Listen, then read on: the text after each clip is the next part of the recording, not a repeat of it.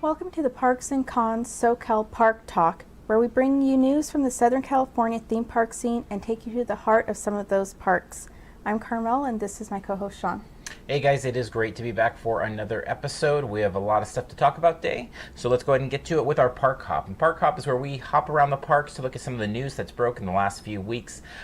This is never a comprehensive everything list, just some of the things that caught our attention. Always feel free to jump in the comments section and let us know if there's something out there that you want us to talk about in future episodes. So what's first on our Park Hop?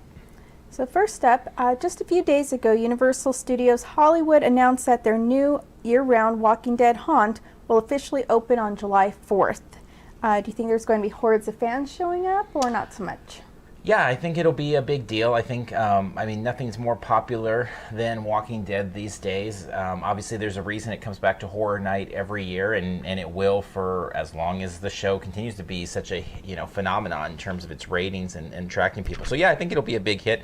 It's interesting coming on July 4th weekend because it's obviously a really hectic weekend. I would guess that there will be a soft open days in advance of it. I would guess that there might be a pass holder preview, but I do think people will show up. Obviously, the hordes of fans, what'll be interesting is just as the year progresses and as the years progress, because as we know, year-round haunts, sometimes it's hard to sustain the interest in them on day in, day out visitations.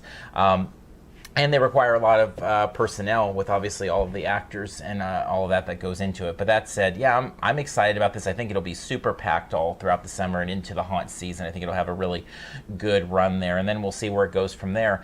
If the show continues to be such a huge hit, I mean, obviously House of Horrors, which it basically has replaced in a way. Obviously, it's changed location slightly there. Didn't have quite that same name value as Walking Dead. And now, for the time being, at least, this will be the one place in America where you can go experience The Walking Dead every day of the year. So I think that's exciting. I think it'll be packed. Yeah, I'm kind of curious as to what the repeatability is going to be like as far as, obviously we'll be there, if not on opening day, very soon thereafter. But I wonder if it'll have enough draw for us to make it a regular thing every time we go to Universal, we stop by, or if it's going to be a thing that we do it a couple times and then we're done. I mean, my guess is it'll be dependent on lines. If lines are an hour long, well, yeah. I've discussed I don't enjoy lines, so I probably won't do those. But if we go by and the line's 15 minutes or less, I imagine we'll go through regardless of how many times we've done it. But I'm hoping it'll be interesting enough to want to go back multiple times.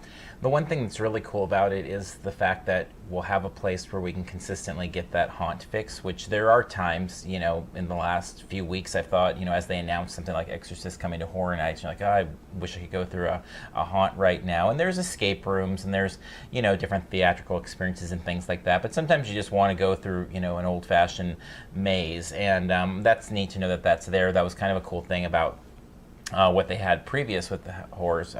So I'm glad that that's back, and yeah, we'll see what it fits. And as you said, it's doubtful we'll spend 45 minutes to wait to get in there. Much more likely to spend 45 minutes waiting for something like Forbidden Journey than waiting for that. But we'll see. True. Okay, so next up, staying at Universal Studios Hollywood, rumors continue to swirl that a Secret Life of Pets dark ride is already in the works for the lower lot. If true, do you think this is a good idea to start a ride before the movie has been released?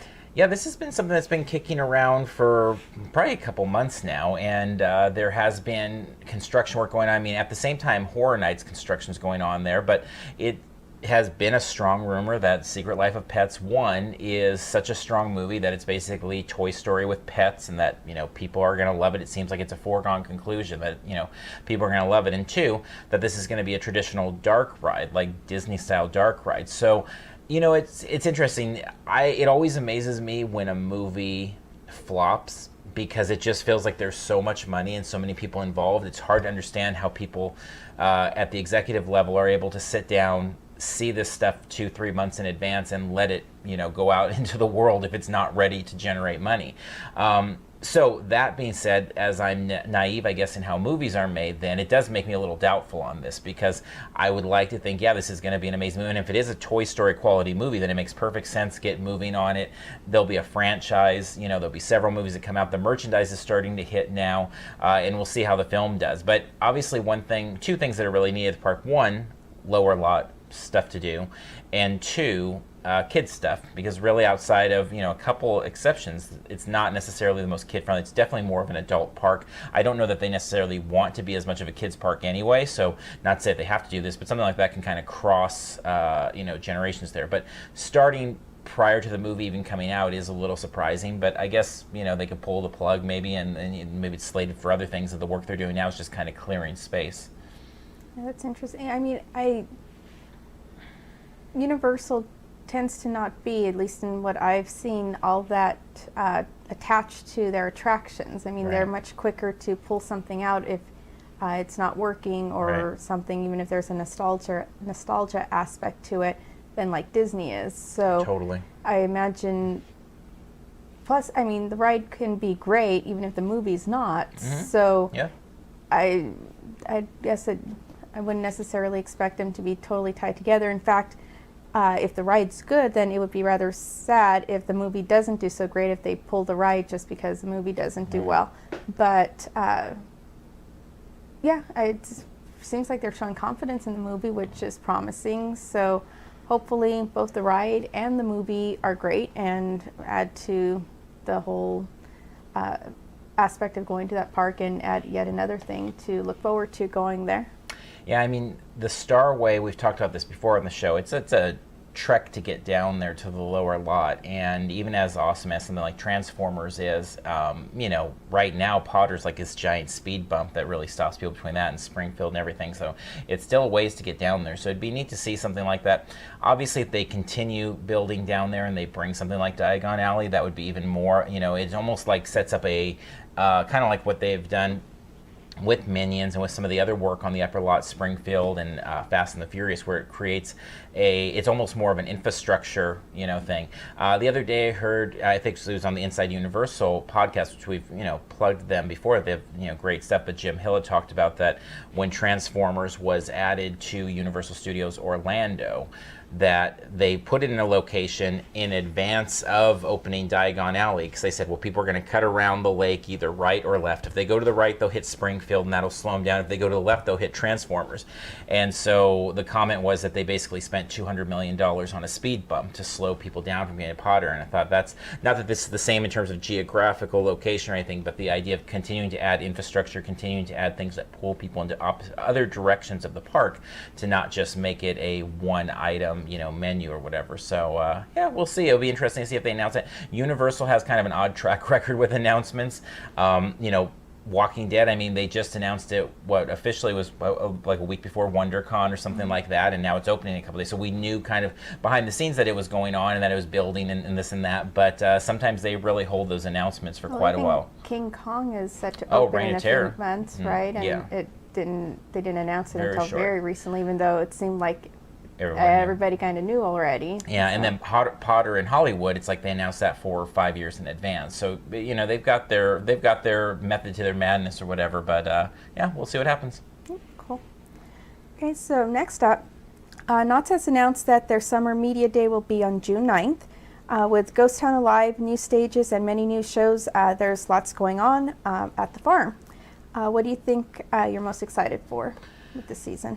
It's interesting. So June 9th, we know that there's the media day. May 27th, which will be about probably a day after, or around the day that this episode goes up, is Ghost Town Alive actually kicks off. So we'll see what that ends up being. Ghost Town Alive, if you're not familiar, is the ghost town coming alive with actors. Actors are replacing the static figures in the peek-ins, in many of them.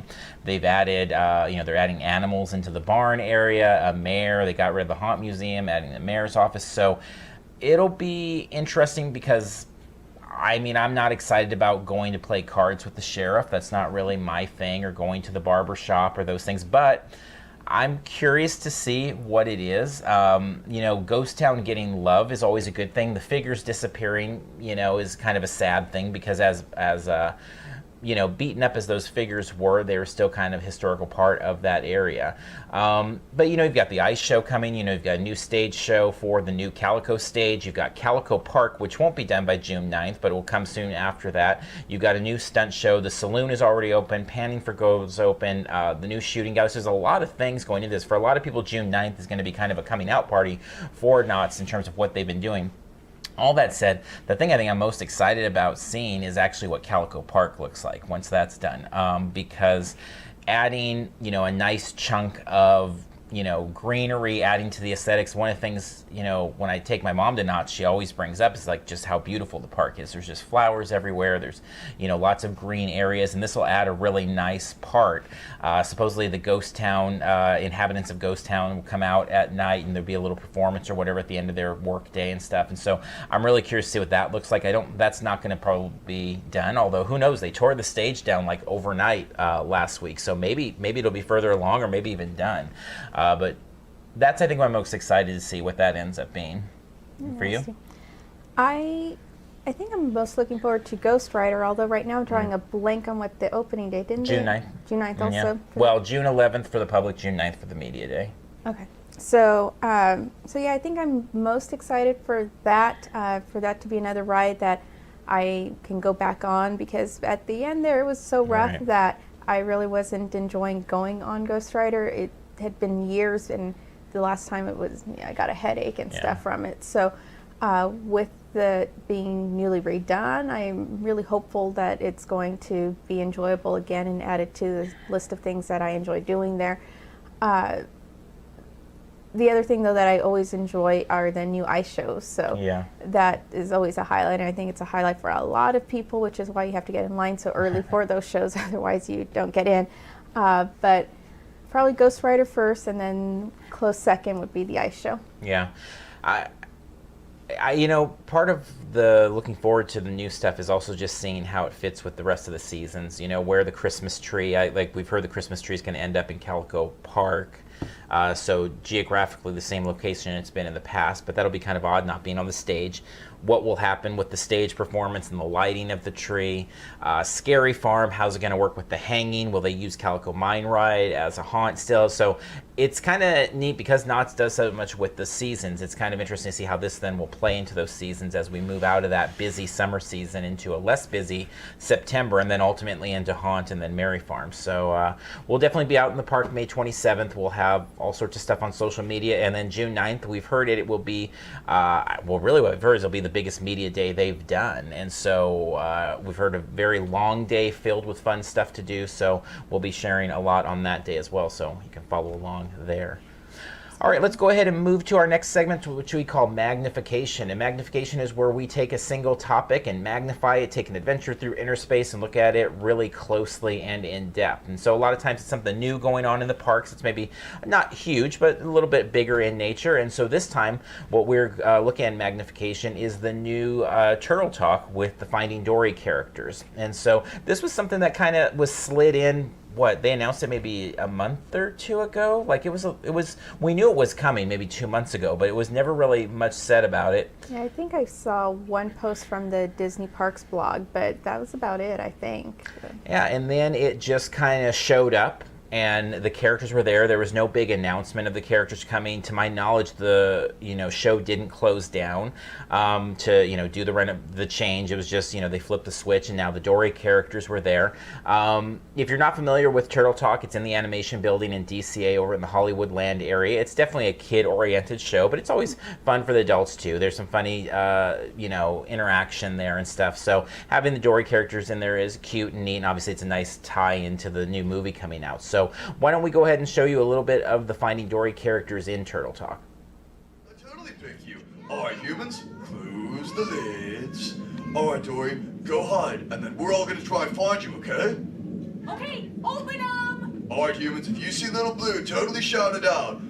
Little Blue! Where are you? Wait, did you see her? Oh, where'd she go? Down there. Oh, dude, I see her. Wait, nope, that is a rock.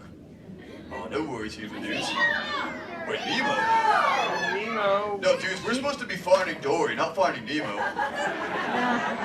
Yeah, dude, I don't see him anywhere over here. Wait, Squirt? No, dude, finding Squirt is just a vague concept.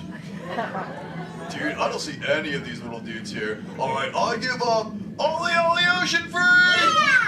Gotcha! Oh, dudes, awesome. Hey, say hi to the humans, dudes. Hello, dudes. Hello? Oh, I've got an idea. Let's play hide and seek. Catch you later, dude. Later, dudes. Humans, that was the most excellent game of hide and seek ever. You so totally rock! Dudes, testing. Can you hear me, dudes? Okay, good, good. Oh, wait. Oh, dude, hey, it's my buddy Bailey. Hey, human dudes, let's all call him out. Just like Bailey, dudes. Let's all echolocate and go.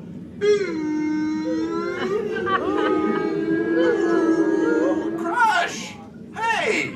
Hey, Bailey. Oh, what's going on? Oh my goodness, funny looking humans, huh? Those funny-looking humans can totally hear you, Bailey. No, they can't. John. Watch this. Yeah. Hi, humans! I Oh, okay. Why didn't you tell me? Well, I did tell you, dude, but then you cut me off. And Wait. Ooh, I'm getting something. Ooh, wow. Some of you have 4 ears. Weird. I'm not judging. No judgment, dude. Humans. Later, Crush. Later, Bailey. So hopefully you enjoyed that look. One of the reasons we chose to use it for this magnification was, we got a couple comments on social media after we went out there and took some pictures, and we weren't there on opening day. Unlike most things, we try to be there. We got there, 2 weeks after it opened or something. And we talked, it was cute and stuff, and some people had commented that despite us waiting several weeks or whatever, like we were the only people they had seen cover it and really talk about it. And that happens a lot with the real kid-oriented stuff, that it kind of goes under the radar from people covering it. I know you and I both talked about that. That's one of the things we like about Parks and Cons, as much as it's cost us some things for sure in terms of trips over the years to non-parks and convention related things, but it does push us a lot of times to do things like this, which is see a show that's cute and fun and interesting, and then will cause us to want to maybe tell our friends to go there or family or things like that. So I enjoy the inclusion. I like it giving me a reason to go take 20 minutes out of the day to go check it out, especially in the summer. That's always a great place to hide out from the hot anyway. So I like the inclusion. I mean, it's nothing big to plan your day around, but it's a fun little upgrade.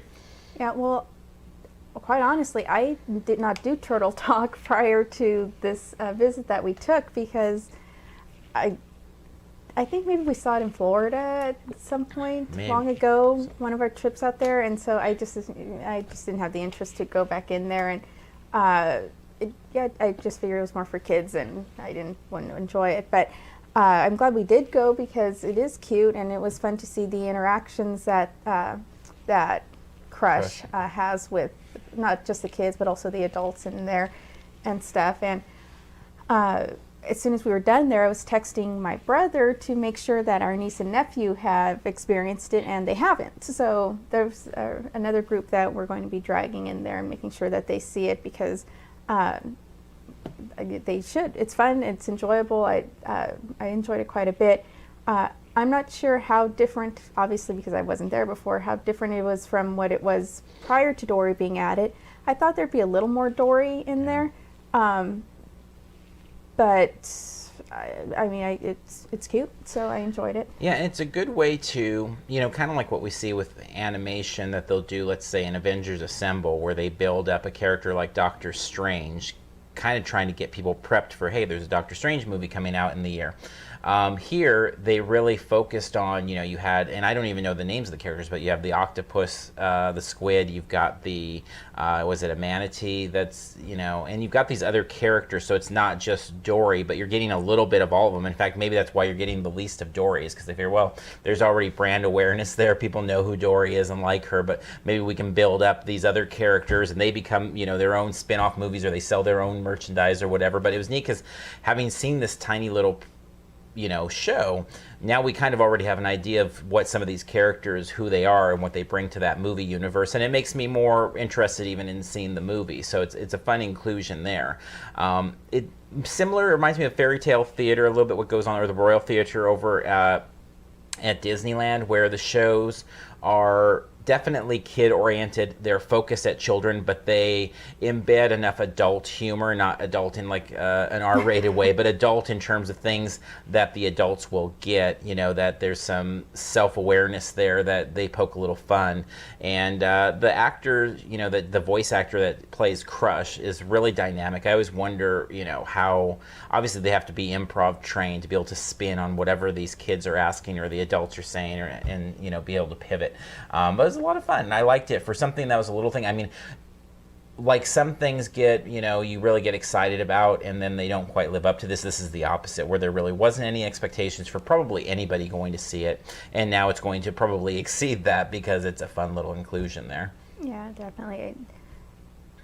You mentioned it already, and I just want to reiterate, doing the Parks and Cons thing and kind of forcing ourselves to go to these things is a great benefit of doing that, and I'm glad that I got to see it, and now I can speak knowledgeably about it, and I've suggested to other people, because prior it was just like, it's this thing, I don't know if it's good or not, but having that new addition was enough of a draw to actually get me in there, and I look forward to going back to it with our niece and nephew and stuff, and I love that it's air conditioned, and we tried to go a couple different times, but we kept just missing the start times for it. But there were several people like in line and stuff to get into that show. So I'm not sure if that's because of Finding Dory or if it's always that kind of busy, but it was enjoyable, and I'm glad to have finally done it. Definitely. All right, and then our last segment.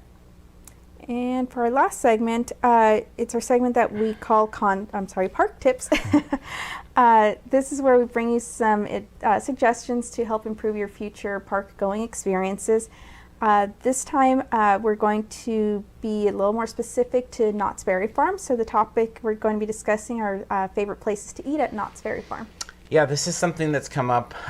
We've talked about Universal Studios Hollywood definitely is attracting a lot of first-time visitors with the Wizarding World of Harry Potter, and we know a lot of people, like nothing I've ever seen before, where people are coming out to that park. That being said, Knott's has been kind of there in a similar way, but much more spread out the last couple years, where there's been a lot of people that we know that have gotten season passes, that have visited the park and are kind of newcomers to it, that maybe they visited in their younger days and they're not as aware of what's there. And so I thought maybe we could just throw out a couple places that we like to eat there, because we know that that's something that people are interested in.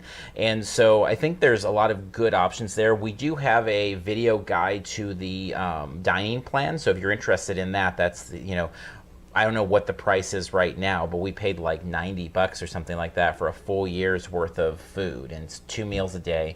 That is specifically a selection of counter service restaurants and selections of food at those counter service. So a lot of burgers and fries, pizza, chicken nugget type stuff. Yeah, hot dogs, Mexican food, taco salad, burritos type things like that. So there is that, and those places fit in there. There's also some restaurants. There's some stuff outside. I thought the one thing we definitely leave off the list is Mrs. Knott's, because we've talked about Mrs. Knott's on its own. I think anybody that knows Knott's Berry Farm knows kind of what Mrs. Knott's is, and knows that that's probably for a lot of people their top place there. So what's a place that you would suggest to eat or that you enjoy at Knott's Berry Farm? Well, there's actually lots of places I enjoy at Knott's. So much of their menu is just good food. I like it. Russ, the head chef, or is that his title? Mm-hmm. But he's at some of the media events, and he's always very proud of the food that they put out there for everybody. And there are a couple places that I'm not the biggest fan of, but they're the majority of the places I really enjoy. So if you're asking me for my favorite in the park place to eat, it's tough for me to decide between the Fireman's Barbecue place and Ghost Town Grill. So pick one. So pick one. Okay, I'll go with the barbecue. It's a Fireman's Barbecue. It's outdoors. It's counter service basically, but it's outdoors. And you can get barbecue chicken and ribs, and comes with a baked potato and coleslaw. The meal. It's definitely enough food that we can share it, and we've gone with many people, and it's definitely enough food to share. But the barbecue ribs or chicken, depending on what mood I'm in, I really enjoy, and the baked potatoes are great. And then you can also get corn on the cob and cheese with garlic bread. Garlic bread. Mm-hmm. So there's a little bit of toast, really, but yeah. Is it cheese? Okay, I can't remember garlic bread or cheese toast, but it's good, and that is probably the place I would pick as my favorite because it is reasonably priced, and it's enough to share, and it's really good, and it's fresh for the most part. I mean, I think they get the food is actually prepared offset, but then it comes into that little booth, and then they heat it up and stuff. So I think that would probably be my favorite. What about yours? Yeah, that's the place that's to me closest to what we lost at Thunder Ranch. Now at Disneyland is where you get this really good barbecue food, and it's really exceptional food. It's restaurant quality food at a counter service. Now, that said, they do not have the dining plan there, so anything you're ordering is that. The meals range, if you're getting like the chicken or ribs with the baked potato, the coleslaw, the toast, it ends up, I think it's like $15.99, so it is good if you can share because it can get a little pricey. It's $3-4 for a baked potato, so the prices can stack up there. That said, the way we order it, where we do split it, it's not bad at all. When I've taken my mom there, we do the same thing. We split it, and it ends up being enough food. Maybe we get one extra potato or something like that, and that ends up being enough. Having it located in Ghost Town is really nice too. It's like our favorite place to sit during Scary Farm and just watch all the haunt actors work and things like that. But even during the year, just a regular summer day, it's a nice area. Obviously, it's a little warm out there, but definitely Fireman's Barbecue is a good spot to go. Probably my top place for sure in Knott and really in any of our Southern California theme parks is Ghost Town Grill. And I just really love Ghost Town Grill. It's right there as you first make your way into Ghost Town. You can sit out on the balcony there, patio. Yeah. During Haunt, it's awesome because you see all the Scary Farm stuff and you're right there in the fog. But again, during the regular season, there's beautiful flowers. The food is always great there. It is a sit-down restaurant. Definitely a sit-down restaurant. Yeah, and that's something that we just don't have a whole lot of in our parks. We don't have. Universal Studios Hollywood. We don't have a sit-down restaurant in Knott's in the park. That's the sit-down. What's the other spot over there? Johnny Rockets? Yeah, Johnny Rockets, you've got that. So you've got a couple options there. Disneyland, obviously you've got the Blue Bayou, but there's just not a whole lot of selections there with a seated area, so really like that. Also wanted to give a plug to outside of the park. There is Amber Waves. We've eaten there several times at the hotel. They have good food. It's all of its theme park pricing, all of it, you can use your annual pass or season pass if you have one, which is good as well. In terms of the dining plan, and again, we've kind of reviewed that on the YouTube channel on a specific video, but for that, of the places where we get the free food, anything stand out to you there? I probably like the, is it the Boardwalk? Boardwalk Barbecue? Mm-hmm. Yeah, couldn't remember the exact name. Yeah, it's right by all the games there in the Boardwalk Theater. The scenic one that goes in a circle. Right. Sky Cabin. Yeah. Sky Cabin. Mm-hmm. Oh, I don't know. I was drawing a blank. But yeah, I think I like that probably the best because you have the selection of pizza or burgers there. And again, it's fresh food. Pizza they obviously prepare somewhere else, but it goes through the oven there. And with the meal plan, pretty much everything comes with French fries, and the French fries are good. They used to have a different pizza option there. It was like a full pizza. Yeah, kind of like a flatbread pizza, and that was really good, but that's gone away now. Now it's just standard slices of pizza. But I think that's probably my favorite place on the food meal or the plan to eat at. Yeah, there's several. I like over in the Fiesta Village area, the Mexican spot. Probably Coasters is my favorite of the places maybe, which is kind of a 50s diner. It has very much kind of a Happy Days type of a feel to it. Where you have, the nice booths, you've got the music, the 50s music playing. It just looks it. Yeah, it just has a nice look to it all the way around. So I'd say that's why it's weird because I'm not really a huge fan of the hamburgers at Knott's. In a lot of ways, they're pretty thick. I think I'm not a huge meat eater. I eat meat for sure. I eat hamburgers, but they're like really thick burgers. And again, with a lot of these places, And the same with the meal plan. We've had the meal plan, both of us, for the last 2 years. And I think we decided this year, like, we're just going to get one meal plan probably next year, because we never really need 2 meals. Like, we just share the one meal. If I'm there by myself, and eating, I throw a bunch of the food away. It gets kind of wasteful, because these are big heaping helpings of fries, burgers, all of that. So even if you're just going to the park for the day, not doing the season plan, and you see that the burger and fries is going to be $14-15, you can kind of count on the fact that that's going to be a decent sized meal there that you can share and break up. We're big fans at the parks in general of kind of eating in not necessarily having like big lunches or big dinners, but just eating and sharing things as we go throughout the day. And maybe it's more eating stops outside of if we're going to go to maybe Ghost Town Grill or restaurant, but for the most part more eating stops, but shorter amounts of time and less food intake in each of those, to not get all weighed down from all of the food as well, and just get to try more of the treats and have more fun in different locations there and try different things.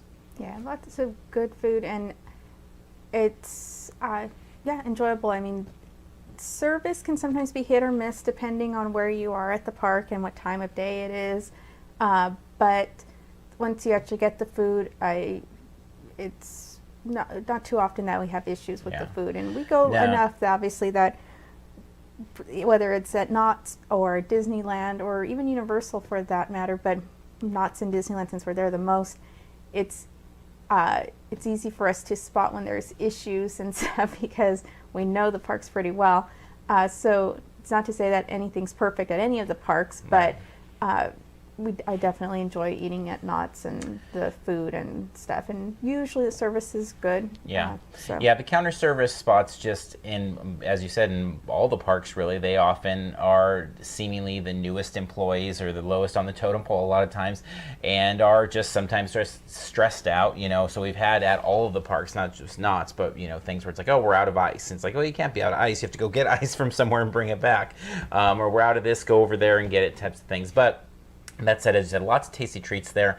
Boysenberry Festival is a big food time at Knott's, but they really have great food all year round. And whether it be the funnel cake or the churros or... Well, I was going to say, we should talk about desserts. I don't know if that was part of your thought, but Knott's has some amazing desserts, and I have definitely the stronger sweet tooth of the two of us, so I get excited when I talk about the desserts at Knott's. But they have a great fresh funnel cake that they make right there in front of you, which is great.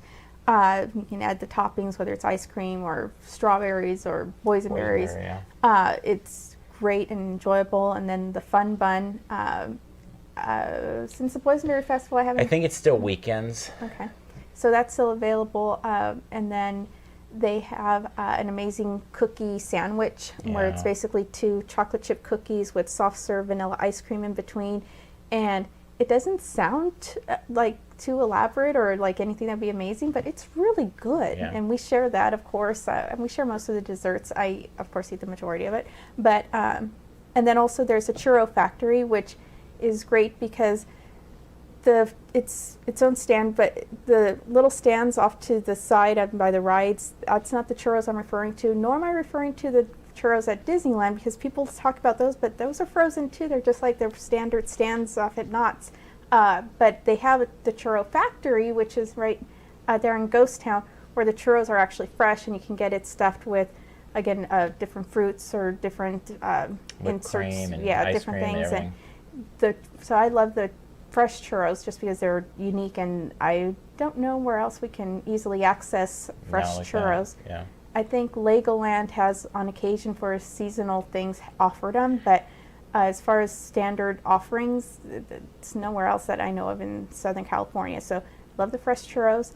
And then there's the bakery in Ghost Town, over by Ghost Rider, which I think is only open on the busier days. I don't think it's open every day. It'll be this summer. It'll be open most every day, But they have a nice selection of cookies and pies and the brownie is like my favorite, which especially Scary Farm, because they give it the Halloween colored candies and things like that, is like my #1 dessert there, or pretty much anywhere. Just there's a lot of nostalgia tied to that one too, of just going to haunts for the last 20 years or whatever and grabbing that. But it's a good cake too. Yeah, so those aren't all the dessert offerings, No. but they're my favorite, and I felt like we had to talk about them Right. because they're so great at Knott's, Right. and there's so many of them, it's hard to decide sometimes. Definitely. Well, I think that's a good little summary of just some of the treats there at Knott's Berry Farm. So definitely check them out. This summer is a good time to go out there. I mean, be ready for crowds. The park's going to be crowded. All the parks are going to be crowded. That just, goes without saying. That said, there's going to be a lot of things to do at Knott's that don't really require quite as much weight, like the Ghost Town Alive stuff. So it'll be interesting to see how that all fits in, and grab yourself some good food while you're out there. So, all right, so we are going to wrap up this episode of our Park Talk. Where can they find you on social media? You can reach me directly on Twitter at Connoisseur, which is CON_NOISSEUR, or you can email me at carmel@parksandcons.com, and I help with all the Parks and Cons social media. And you can find me personally on Twitter at @the_con_fluence, at the Confluence, and also on our social media across the platforms with Parks and Cons, obviously. If you're interested in talk like this related to conventions, this show alternates week to week, so you can subscribe to our YouTube channel here. We do 1 week Park Talk, 1 week Con Talk. So next week we'll be back with more convention talk from the Southern California scene. Also, if you're interested in more in-depth topic where we take you right to the heart of the action, you can always check out our podcast on iTunes and Stitcher. We try to record as much as possible while we're there. Definitely, as we talked about these events coming up at Knott's and Universal in the near future here, we'll definitely be recording on site there, and it really helps to kind of bring the freshness of the moment to you there. Please give us a look on our social media platforms. You can find us Twitter, Instagram, Facebook, and Periscope, all of them at Parks and Cons. Really easy to find us. And we'll go ahead and wrap up there. And so until next time, we'll see you in line somewhere.